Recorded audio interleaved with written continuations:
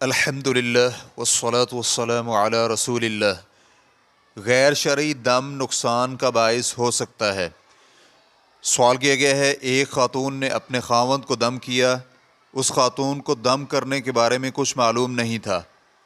اس کے بعد یہ خاتون بھی بیمار ہو گئی اور اسے چھپکلی جیسی چیزیں نظر آنے لگیں۔ پھر کچھ ہی دنوں بعد اسے طلاق ہو گئی۔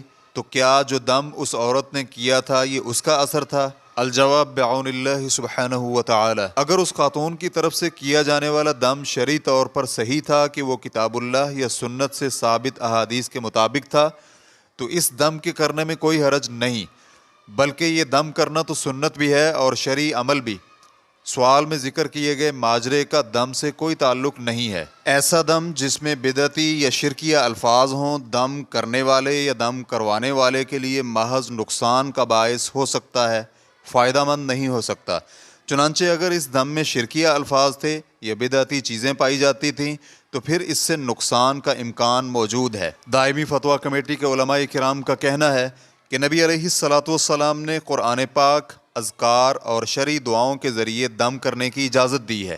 شرط یہ ہے کہ دم میں شرکیہ یا غیر مفہوم الفاظ نہ ہوں، کیونکہ صحیح مسلم میں عوف بن مالک رضی اللہ عنہ سے مروی ہے، وہ کہتے ہیں کہ ہم زمانہ جاہلیت میں دم کیا کرتے تھے تو ہم نے رسول اللہ صلی اللہ علیہ وآلہ وسلم سے عرض کیا، آپ اس کے بارے میں کیا کہتے ہیں؟ تو آپ علیہ الصلاۃ نے فرمایا، تم اپنا دم میرے سامنے پیش کرو، جب تک دم میں شرک نہ ہو تو اس میں کوئی حرج نہیں ہے، بلکہ اگر دم مذکورہ صفات کا حامل ہو تو اس کے جائز ہونے پر تمام علماء کرام کا اجماع ہے، لیکن نظریہ یہ ہو کہ اس دم کی اللہ رب العزت کی مرضی کے بغیر کوئی تاثیر نہیں ہے۔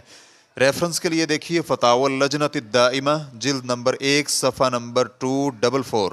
غیر شرعی دم کرنے والے کو اپنے اس عمل سے بارگاہ الہی میں توبہ کرنی چاہیے اور مسنون شرعی دم سیکھنا چاہیے۔ لیز جس طرح شرعی دم اللہ کے حکم سے شفا کا باعث ہوتا ہے، اسی طرح ممکن ہے کہ غیر شرعی دم نقصان کا سبب بن جائے اور اس کی وجہ سے انسان کو کسی بیماری یا آزمائش کا سامنا کرنا پڑے۔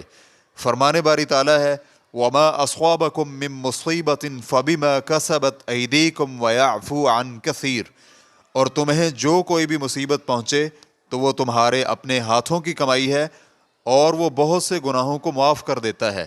سورۃ الشورى آیت نمبر 30۔ یہاں یہ بھی واضح رہے کہ سوال میں مذکور ماجرے کے متعلق حقیقی علم تو اللہ ہی جانتا ہے، کوئی بھی ٹھوس الفاظ میں اس کا سبب بیان نہیں کر سکتا کہ یہ اس دم کی وجہ سے ہوا یا اس کا کوئی اور سبب ہے یا پھر یہ خالصتاً اللہ رب العزت کی طرف سے آزمائش ہی ہے۔ تاہم انسان کی یہ ذمہ داری بنتی ہے کہ اپنے تمام گناہوں سے توبہ کرے، کیونکہ انسان کے گناہ حقیقی طور پر مصیبتوں کا باعث بنتے ہیں۔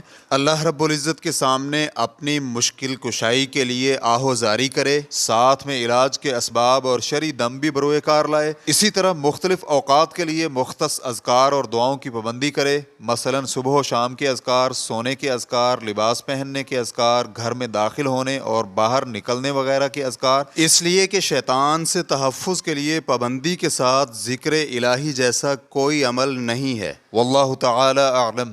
اسلام QA ریکارڈنگز، مؤسسۃ الشیخ محمد صالح المنجد، المملکۃ العربیۃ السعودیہ، فتویٰ نمبر 180492۔ والسلام علیکم ورحمۃ اللہ وبرکاتہ۔